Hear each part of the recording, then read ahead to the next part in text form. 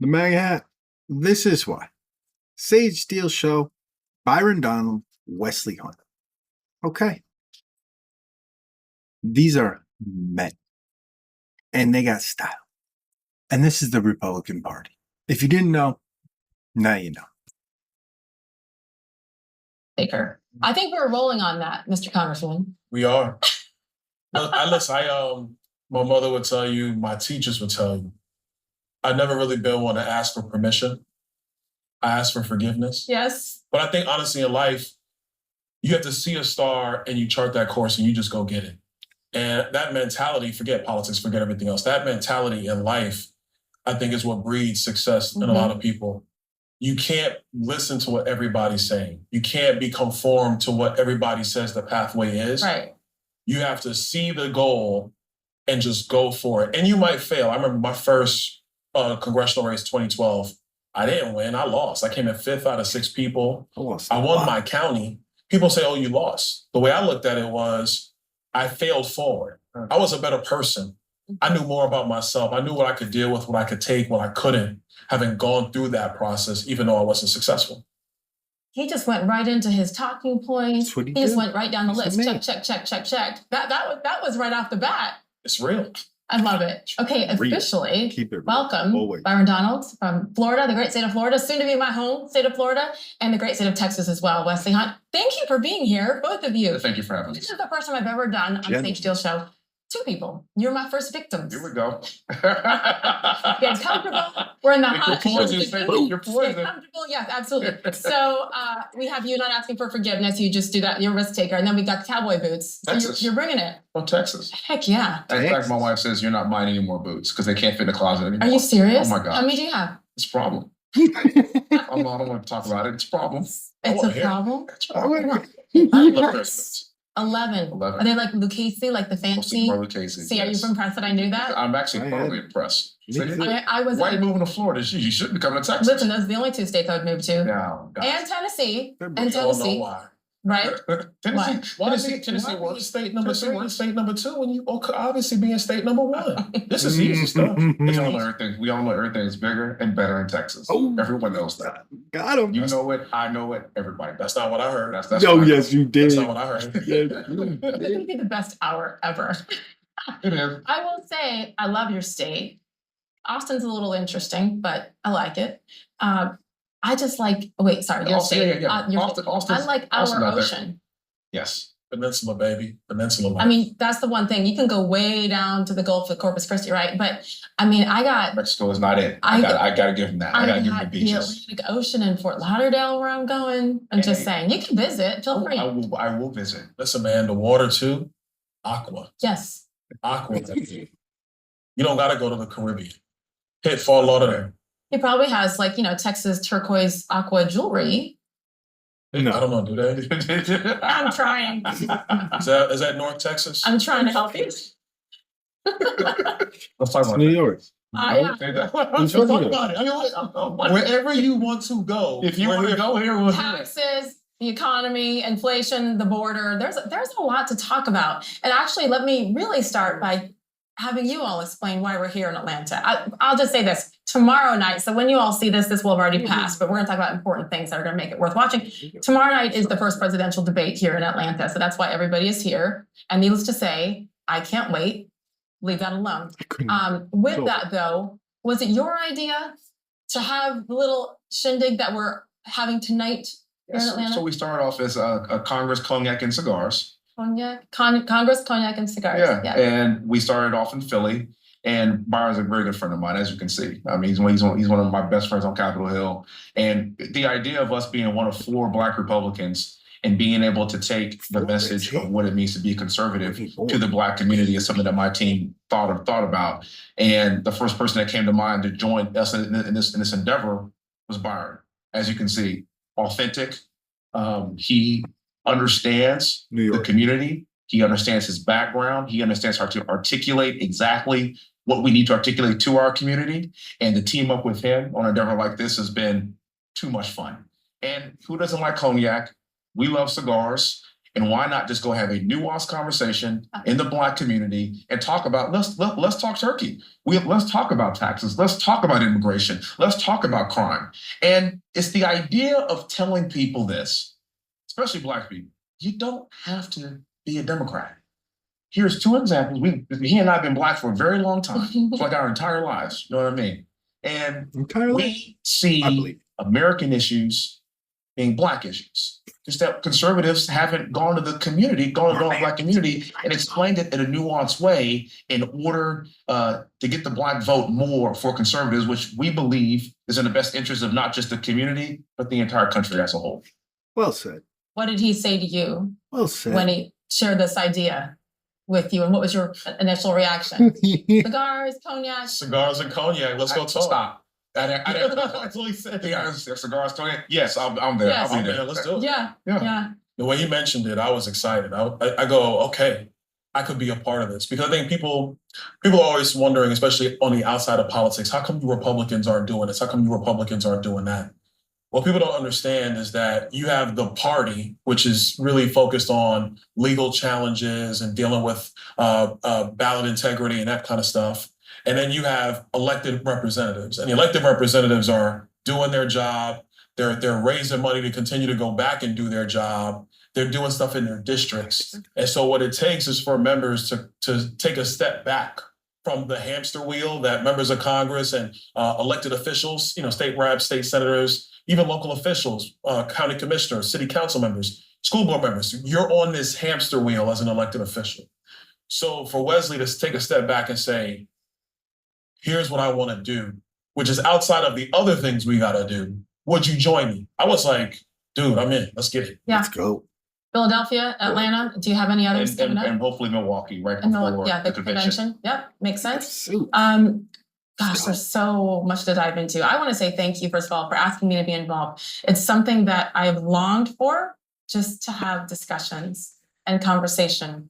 And you said it a minute ago, Wesley. Black people, you don't have to be a Democrat.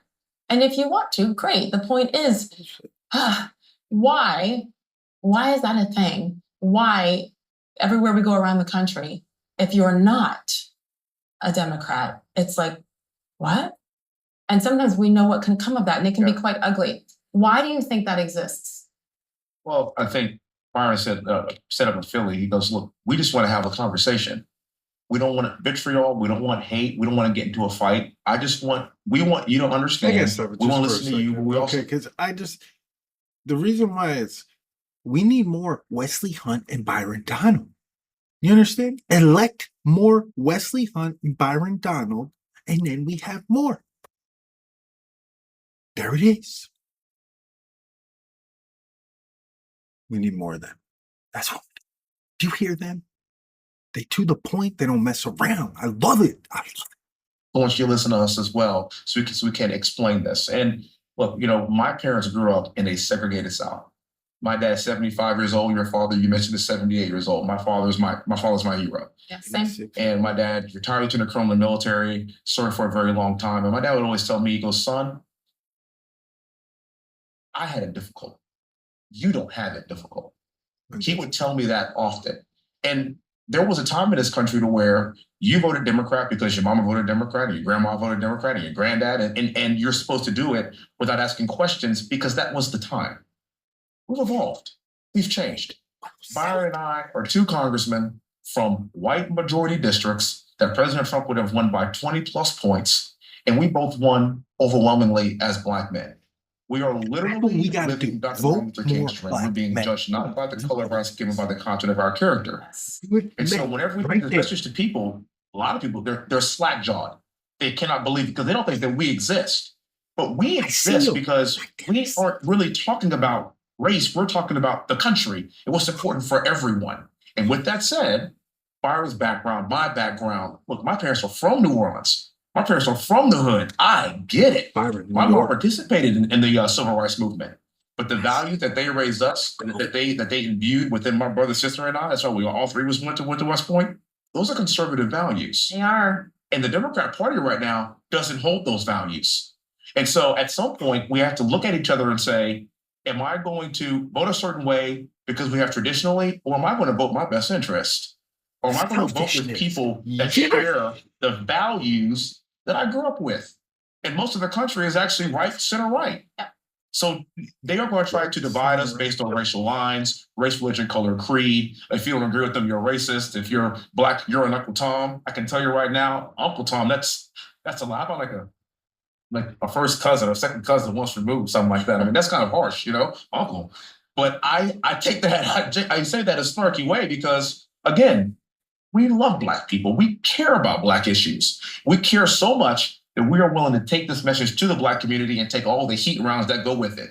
What we do know is if we capture one or two people, then we've changed the world. And that's what it's all about. I believe him. What gives you hope that you can capture one or two or more? I said a couple hours ago because I'm hopeful because Black people are sick and tired of being sick and tired. The issues that have been in the Black community, they haven't changed. Same issues that politicians come around, say, I'm going to do this for you, I'm going to do this for you. Has anything changed? No. I think you have to look at the actual economic issues, the academic issues, and the cultural issues, and then make a decision. Do I want better? The school choice movement, which is now all in vogue in the United States, where did a lot of that start with? Black moms in the inner city saying, my son, my daughter isn't getting what they need. I have to go somewhere else. That's my story, Sage. My mother did that for me. So, coming up, getting into politics, people are like, well, why are you so passionate about education? Because that's the thing that changed my life. There were no school vouchers. There was no scholarship programs. My mother had to make an economic decision, a budgetary decision to say, I'm not going to get a car. I'm not going to do this. I'm not going to do that because my son needs this. You look at just the economy overall, everybody's struggling. If you're a fat cat, Democrat billionaire, and you're making money off of all the programs that Joe Biden has run through the last 3 years, you're doing fine. What it is. Because you have federal government money coming in, plowing into your contracts, mixing it with your money, you're going out making profits. Who cares what inflation is? If you're a Black family in Atlanta, price of food up anywhere from 25 to 40%. The price of getting your used car repaired up 50%. 50%. The price of getting your car repaired. My radiator isn't working. I got to figure out my transmission. I got to change my tires. I got an fender bender. I got to replace some air. All that stuff goes into your pocketbook. Then you go back to the education issues.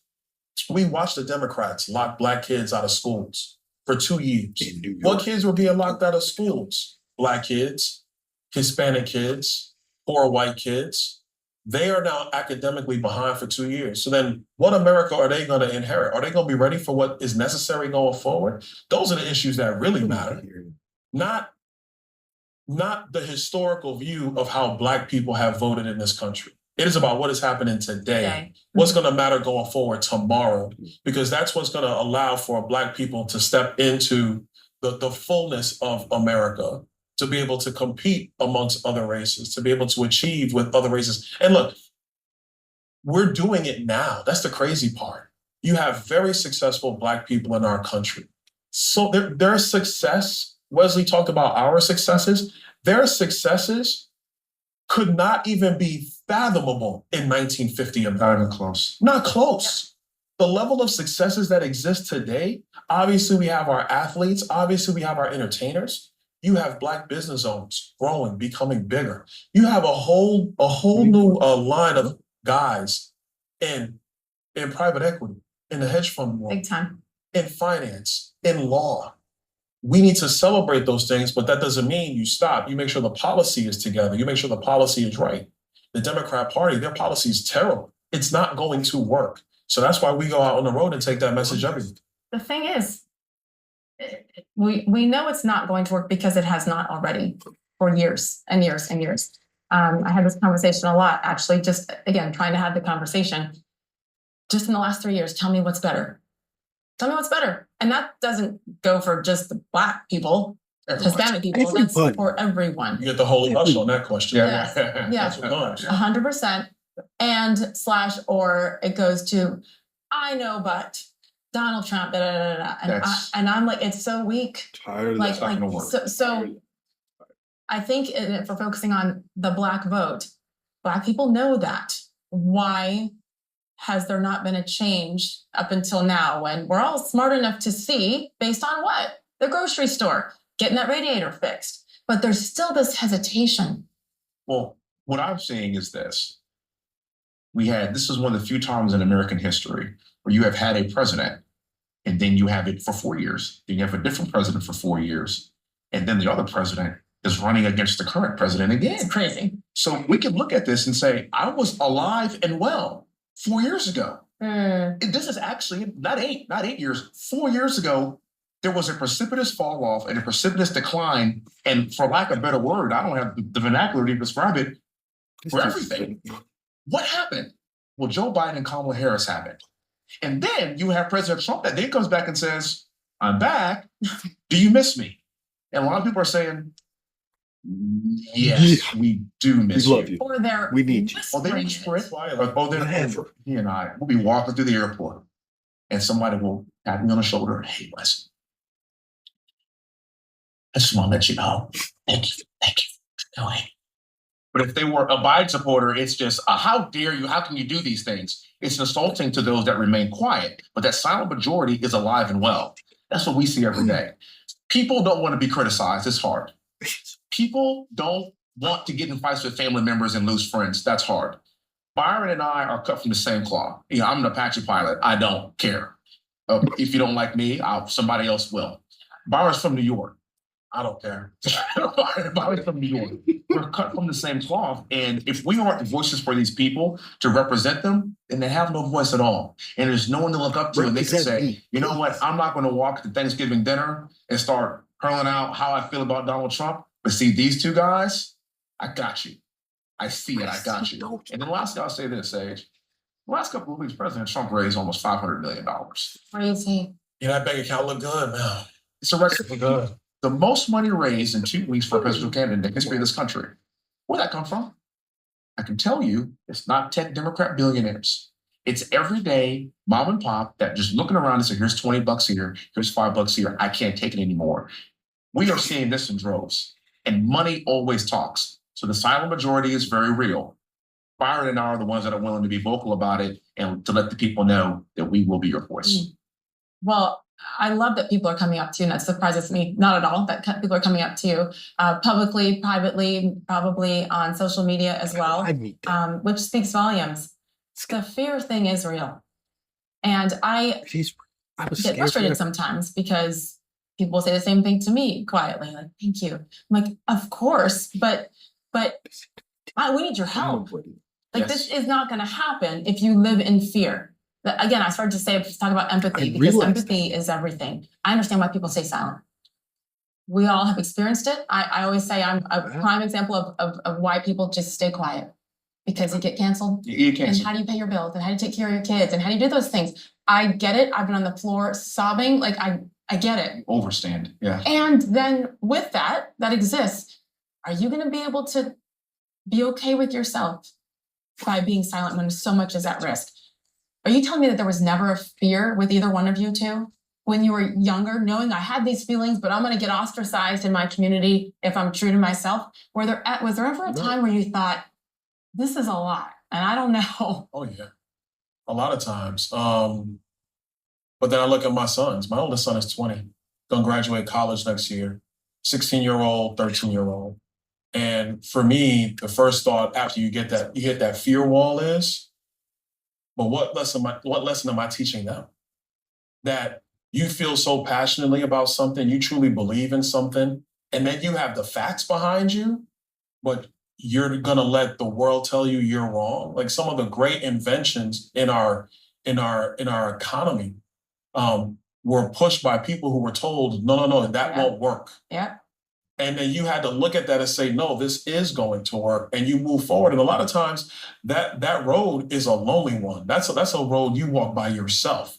But I will tell you, even, through this journey the last several years now being at the national level in politics, there's times where I've thought to myself, man, Byron, you might want to just ratchet this thing down a little bit and just chill out. But then honestly, Sage, I saw your story and I watched podcasts. I listened to you and everything, and you coming out and telling your story and the things that happened.